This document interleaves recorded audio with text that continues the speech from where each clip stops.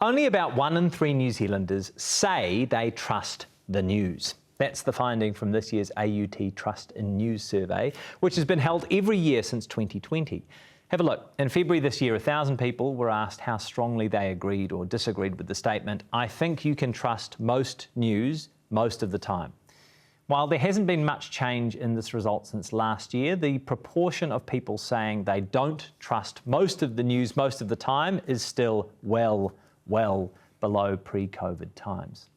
Maria Mululakte is the co-director of the AUT Research Centre for Journalism, Media and Democracy and co-authored the research. Kia ora, good morning. Oh, kia ora. Thanks for having me here. Thank you for being here. So the number has stabilised a little bit from last year. You've gone from 33 to 32. What do you put that down to?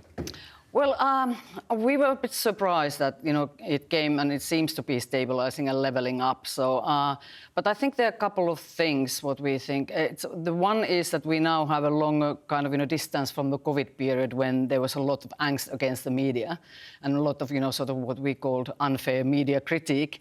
So I think that's one reason. And the other one is I think that the news organizations are actually doing a better job explaining what they're doing. So what I mean is that, they tell a little bit more about their journalism. They're quite open about their mistakes. And there's a lot of more transparency around their own mistakes. And as well then, so I think that's the two maybe key kind of points there. Yeah. It's interesting though. So as well as looking at overall trust, you break trust down by different news organisations. And so while overall trust has gone down 1% in the last year, trust in individual news services has increased.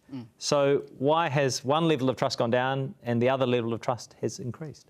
So yeah, that's might look a little bit puzzling, but I think it's leveling up. But I think what happens there that there's a correction for those news brands. They went down like 20% earlier on or whatever when they started to drop, and now there's a correction. So I think also there might be that the people are trusting the news organization they consume themselves. Right. So maybe there's a link between the consumption and then the trusting them. So we don't really know, but I think there is some part of that is there. Yeah. Why does trust in news matter? Well, you wouldn't have a job, Jack, if it wouldn't matter. aside from me, though, I mean, in a broader sense. Well, if you think about how do we operate as a society if there is no trust, it's a bit like you have a marriage. Do you trust your spouse or not? And if you don't, it doesn't function.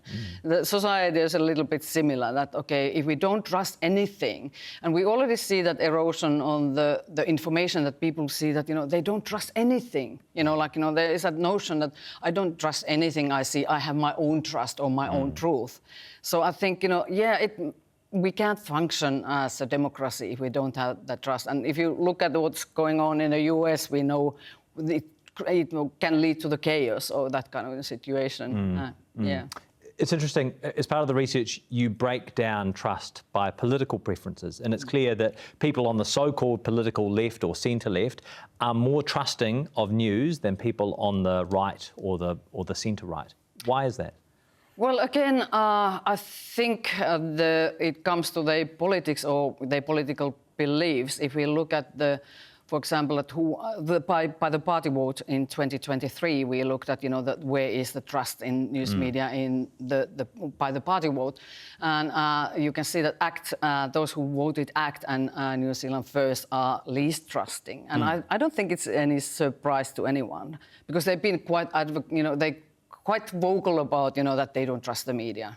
Yeah. Do you know why that is? Why they don't trust the media? I don't know. Can we put it down to? Yeah. I don't honestly, I don't know because we're not polling that. We're not looking their reasons. Why they. Yeah. Perceptions of impartiality are, I suppose, in the eye of the beholder. Why should we think that people want impartial news rather than news that simply reinforces their views?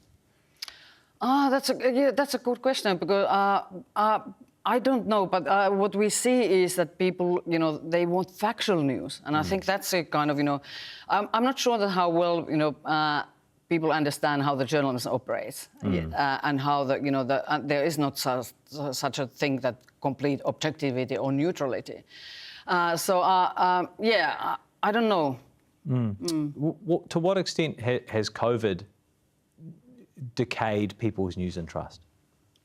Well, I think it did, big, because we run this survey now 6 years, and we saw 5 years of the sharp declines, and I think that in that period, I think there was a lot of a lot of people who were not happy about the government's handling of the COVID crisis, vaccination mandates, etc. And that came through, as a lack of trust of the news media. The other thing was that when we had the Public Interest Journalism Fund, and then a lot of people thought that, okay, this is government is buying the media, and then the media is just singing the government's message or whatever, which of course wasn't true. But it came so strongly in our earlier surveys. But now that we don't see, there are only few comments there, and we looked at the 750 comments in the survey. Yeah. The books are bad for media organisations around the country. What is the relationship, do you think, between declining advertising revenue and the declining trust in traditional media sources? I don't know. I look at rather this way, that the decline in trust is not just about the advertising revenue. I think it's the commercial business model of the news organizations, and we have seen last year how many jobs went from the newsrooms. So I think that leads to that. Then when you don't have those robust commercial business models, then you have less journalists doing the job. And then they bring the AI or something, replacing the humans, and there we are.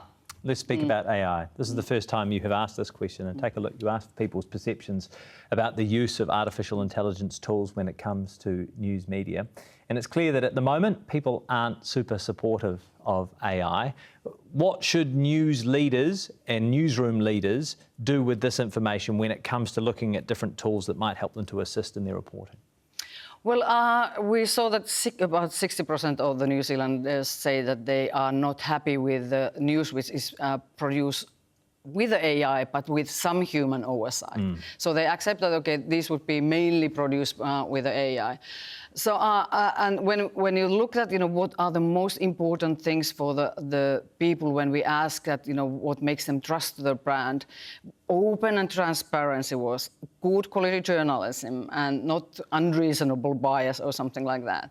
So I think, if you're using those tools, you have to tell the people what you're using them for. We have those situations now that, some, newspapers have published editorials which, were not declared, or they were not telling the audiences that, okay, these are produced by the AI. So you have to tell the people that, how you're using it. And the research we have done otherwise, and I'm doing quite a lot of research around AI at the moment, shows clearly that you need to have a human there. So, we know that, it links to the wrong sources, link kind of, materials, you can't trust you.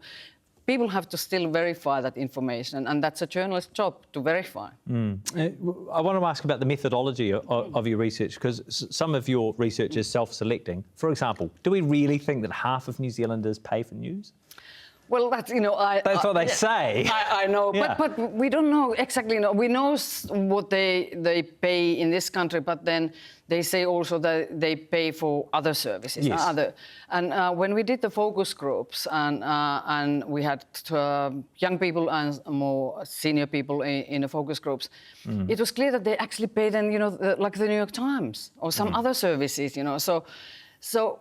Of course, we can't say that if that's true. I guess that even the nature of the focus groups, right? I think you were publicly advertising for those participants, right? So there is a kind of degree of self-selecting that is involved. Can you look at this research and then compare it with the research that I think is published by the News Publishers Association? And there's quite a divergence in some of the trust measures. What do you put that down to?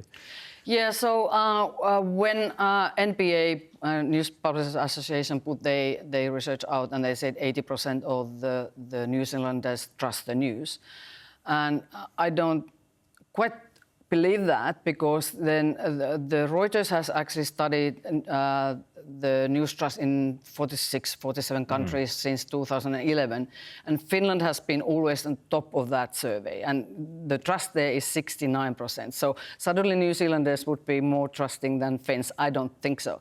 Where it comes down is, of course, that how the surveys are, what kind of questions there are, what is the purpose of the surveys? Just remember that NPA is the advocacy group for the news industry. We are independent researchers and we don't have a commercial or political pressure, so we can independently look at the data. And we use the same methodology as the researchers at Oxford University, Reuters Institute use. If trust in news and the decline in trust in news has been stabilised, in what ways do you think news providers can try to improve trust levels going forward? Well, I think, as I said, from our survey, the transparency and openness and good journalism were, and then less bias, that's, has come through all the surveys. But I think that transparency and openness, tell better what how the journalism is conducted. Tell, when you make the mistakes, own the mistakes. Tell, and last year we saw a lot of these smaller publications came and they talked about that, they are in real trouble. Their business models are falling, like the spin-off and they went to the public. They explained why we are in a trouble, and they asked the money of people to support them. That is the good thing to do. You are telling then your audiences that how this system operates or how journalism operates. So I think transparency, openness, whatever you do, is on top of that list based on our survey.